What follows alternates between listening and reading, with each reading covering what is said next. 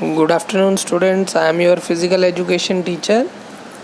आज का जो हमारा टॉपिक है उसका नाम है mechanical analysis of walking and running. हम मैकेनिकल एनालाइज करेंगे, देखेंगे कि क्या प्रोसेस है जिससे हम चलते या दौड़ पाते हैं। तो चलिए शुरू करते हैं। सबसे पहले तो जो है difference between walking and running, दोनों में डिफरेंस क्या है ये हम जानेंगे। सबसे पहले तो एक साइड हम बात करेंगे रनिंग की, दूसरी साइड हम वॉकिंग की बात करेंगे। तो सबसे पहला पॉइंट है हमारे पास जो रनिंग है, रनिंग में जो एक फुट है वो एट अ टाइम हवा में फ्लोट करता है। वहीं दूसरी तरफ जब हम बात करें वॉकिंग की तो दोनों के दोनों फुट जो हैं वो कुछ सेकंड्स के लिए दोनों के दोनों जो हैं वो ज़मीन के साथ टच होते हैं। तो ये पहला डिफरेंस है दोनों का। उसके बाद दूसरा डिफरेंस है ये डबल स्विंग करते हैं। स्विंग कर जो रनिंग है उसमें जो पाँव है वो स्विंग करेंगे दोनों, और ऐसा नहीं होता है वॉकिंग में। जो लॉन्गर स्टैंस है वो ज़्यादा देर तक स्विंग करता है। जो उसके स्विंग का फेस है वो कम होगा। जो हमारा वॉकिंग का है उसमें स्विंग का जो फेस है वो कम होगा, और जो रनिंग का फेस है उसमें जो स्विंग फेस है वो ज़्यादा होगा। मतलब वो स्विंग ज़्यादा देर तक करेगा इन रनिंग एंड कम स्विंग करेगा इन वॉकिंग। उसके बाद जो थर्ड पॉइंट है हमारे पास, उसके अंदर जो लीनियर और एंगुलर वेलोसिटी जो हमने लास्ट के टॉपिक्स में पढ़ी, रनिंग के केस में क्या होगा कि ज़्यादा स्पीड बढ़ेगी लोअर लिम्स में। हम रनिंग करते हैं ना, तो एंगुलर वेलोसिटी बढ़ेगी, लीनियर वेलोसिटी बढ़ेगी, ठीक है, रनिंग में। और वॉकिंग के केस में क्या होगा, लीनियर और एंगुलर वेलोसिटी जो है वो बहुत कम हो जाएगी, ठीक है। उसके बाद बात करते हैं हम रनिंग की। रनिंग में ज़्यादा रिक्वायर्ड होती है रेंज की, मोशन की, रेंज ऑफ मोशन की ज़्यादा रिक्वायरमेंट होती है रनिंग में।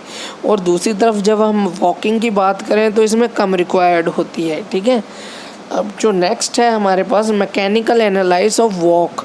सबसे पहले हमारा जो होगा स्टांस कैसा होगा, चलिए बात करते। तो चलिए स्टांस फेस में हम जो पढ़ेंगे वो पढ़ेंगे कि मोस्टली जो परसेंटेज है स्टांस में, दोनों फुट्स जो होंगे हमारे वो कांटेक्ट में होंगे ग्राउंड के, ठीक है। और मैक्सिमम परसेंटेज जो होगी वो वॉकिंग साइकिल की होगी, जैसे हम साइकिल चलाते हैं वैसे, ठीक है। उसके बाद स्टांस में सबसे पहले क्या होगा, हील स्ट्राइक करेगी हमारी, ठीक है। उसके बाद हमारी फ्लैट फुट जो है, अर्ली फ्लैट फुट जो है वो, फिर उसके बाद लेट फ्लैट फुट जो है फिर वो स्ट्राइक करेगा। उसके बाद हील रेज करेगी, उसके बाद टो ऑफ होगा, ठीक है। आप एक बार करके देखेंगे तो आपको पता लगेगा इसमें क्या होता है। हील सबसे पहले स्ट्राइक करेगी, उसके बाद अर्ली फ्लैट फुट होगा, उसके बाद हमारी सीजी जो है centre of gravity early flat foot में ट्रांसफ़र हो जाएगी एक पैर से दूसरे पैर पे, ठीक है। उसके बाद लेट फ्लैट फुट होगा, जो बॉडी सीजी है वो सामने चली जाएगी, ठीक है, फ्रंट साइड पे चली जाएगी। आपके सामने एक पिक्चर दिख रही होगी, उसके अकॉर्डिंग अगर आप वॉक करके देखोगे तो आपको पता लगेगा कि कैसे हो रहा है ये प्रोसेस, ठीक है। उसके बाद हमारे पास है रनिंग का एनालिसिस। रनिंग एनालिसिस है हमारे पास। तो सबसे पहले जो उसका फर्स्ट फेस होगा, फर्स्ट फेस में जो है एक फुट जो है वो ग्राउंड के साथ टच होगा और दूसरा जो है वो हवा में रहेगा, ठीक है। और कुछ सेकंड्स के लिए जो एक पाँव के ऊपर हमारा जो बॉडी वेट है वो जाएगा। तो चलिए इसको डिवाइड करके हम देखते हैं। सबसे पहले इनिशियल कांटेक्ट स्टेज आएगी इसमें। इनिशियल कांटेक्ट स्टेज में क्या है कि जो हमारा एक फुट होगा वो पहले स्ट्राइक करेगा, उसके बाद ब्रेक और अब्जॉर्प्शन स्टेज, फिर उसके बाद जो शॉक अब्जॉर्व करेगा वैसे ही हमारे जो पाँव हैं, पाँव की जो पाम है, ठीक है, जिसको तली कहते हैं पाँव की, वो ऑब्ज़र्व करेगी, उसको प्रेशर को ऑब्ज़र्व करेगी। उसके बाद मिड स्टांस स्टेज, बीच की स्टेज आ जाएगी। उसके बाद प्रोफ्यूलेसिव स्टेज आएगी, प्रोफ्यूलेशन स्टेज, जिसमें जो हमारा बॉडी वेट होगा वो आगे की तरफ को फॉरवर्ड हो जाएगा फ्रंट फुट पे। उसके बाद वो जो फुट होगा वो आपको आगे की तरफ को खींचेगा।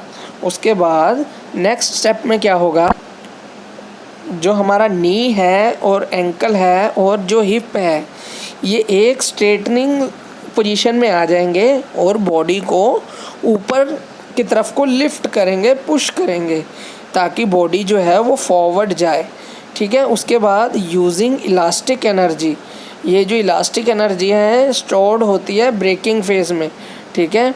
उसके बाद हमारा जो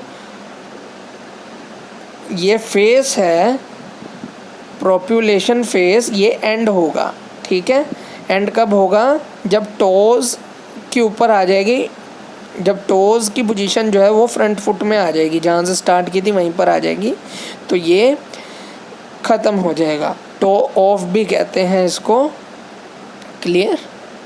जब ये हमारा फेस ख़त्म होगा उसके बाद हमारा स्विंग का फेस आता है। मतलब ये जो हमने बात की थी ये पहले फुट की थी, पहले स्टेप की थी, जब बॉडी के जो फर्स्ट फ्रंट फुट में जो पाँव है उसकी बात की थी। अब जो पीछे का पाँव है वो उसको भी आगे लेके आना है, वो स्विंग में आगे आएगा, तो उसकी बात करेंगे हम। तो जो वो मूवमेंट है, टो की मूवमेंट है, वो जो लेग है वो ट्रैवल करेगा, पीछे से होता हुआ आगे की तरफ को आएगा, हील्स के साथ लिफ्ट करता हुआ आगे की तरफ को आएगा, और हाइट जो हील की होगी वो रीच करेगी वो नीज़ तक, ठीक है।